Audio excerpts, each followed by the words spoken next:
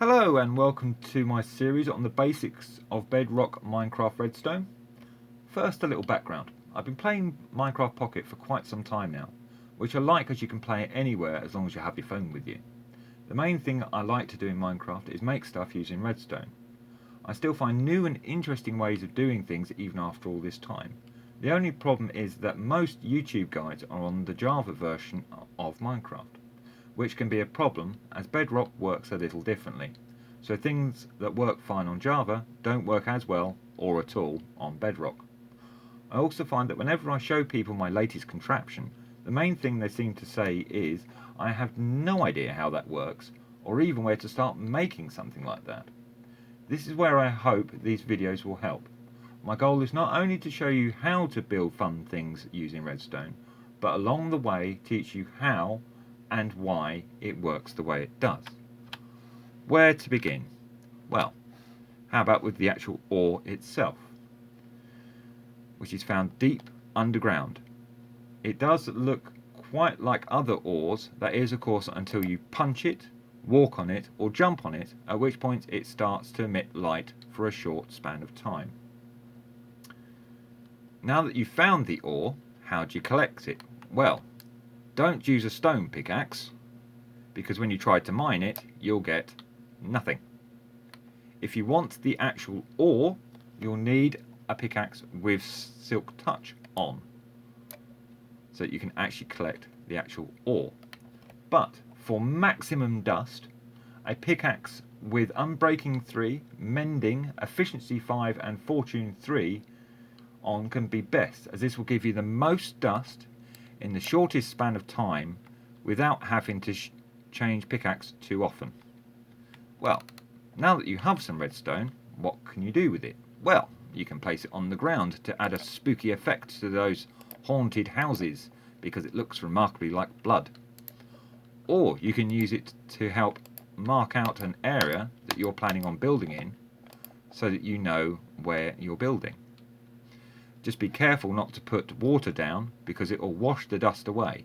Well, that is of course unless you want to wash the dust away and have to start all over again. But that's not what we're interested in here. We want to make lights flash, pistons move, and otherwise automate things that otherwise we'd have to do ourselves. So, where to begin? Well, now that we have a line of redstone dust on the ground, we need some way of activating it. This leads us to our first redstone component, the redstone torch. You make this just the same way you'd make a regular torch with a stick, but instead of coal, you use a piece of redstone dust. This gives you 1 redstone torch per crafting recipe, unlike when you make a regular torch where you get 4. So, now we have our torches and our line of redstone dust. Place the torch at the front of the line. This activates the redstone dust, as you can see. But this leads us on to the most important thing to remember about redstone dust, that is signal strength. As you get further along the line, away from the source of power, you will notice that the line gets dimmer and dimmer and dimmer until at 16 blocks it turns off. This can be useful, but at the same time it is something to remember. So let's build our first redstone circuit, shall we? But in order to make it a bit easier to use, we need to make our second redstone component, the lever, which is made out of a stick and a piece of cobblestone. This gives us a lever, or as I like to think of them, a switch.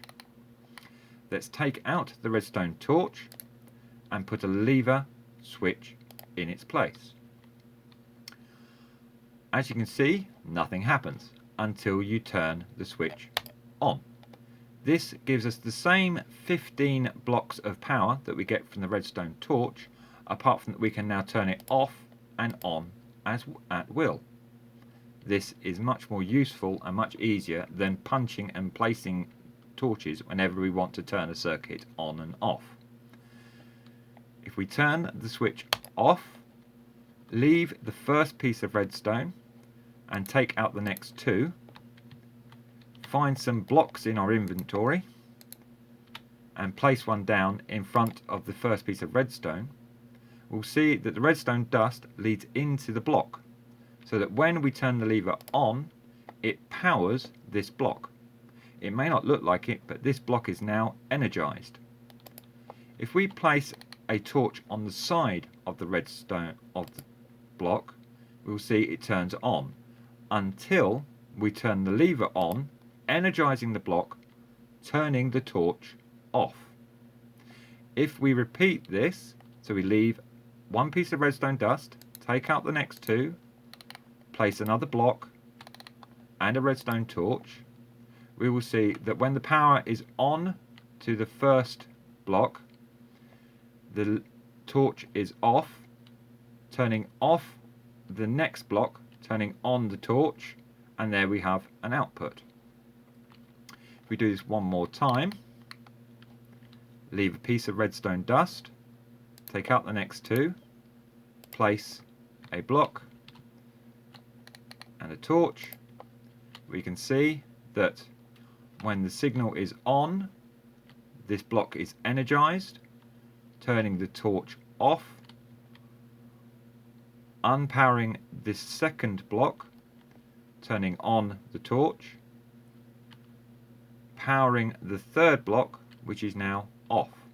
So, on, off, on, off. This is known as an inverter because it gives the opposite as to what it gets. When the power is on, the output is off. When the input is off, the output is on. It inverts the signal.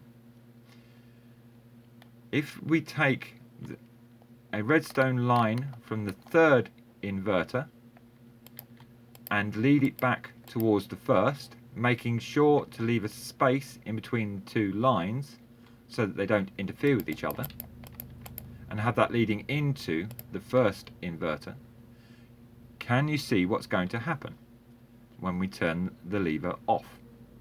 Well, this block will unpower, turning on the torch, which will power this block, turning off this torch, which will then unpower this block, turning on this torch, sending power through this redstone line back to the first inverter, turning it off again, and around it will go, switching on and off repeatedly. This is what's called a controllable ring oscillator.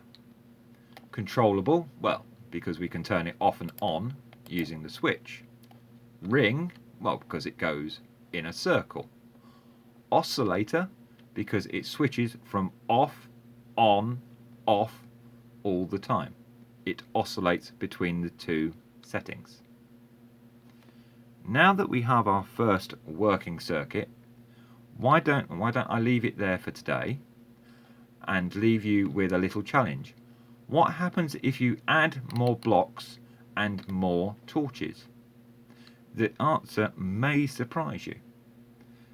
But until next time, happy stoning.